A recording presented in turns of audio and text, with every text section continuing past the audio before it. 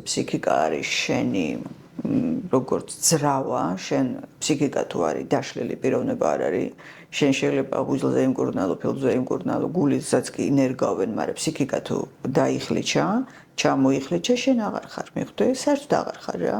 ხარ რაღაცა ესეთი მარტივმაორევლებად დაშლილი.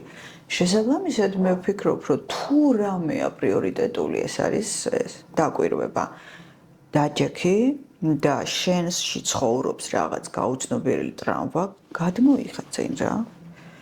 იცით რა არის? ესეთი სტრუქტურა აქვს არაცნობიერს. როდესაც შენ ამას თვალს არიდებ, შენს რაიმე თვისებას, შენს რაიმე ტრავმას, შენს რაიმე კომპლექსს და არ გინდა დანახვა, ის აუცილებლად დაგიტრიალებს ამას სხვადასხვა кейსების სახით. იქნება ეს სიყვარულში გამოვლინდება, კოლეგაში, მეგობარში, სამსახურში, პოლიტიკაში, სულ ერთია.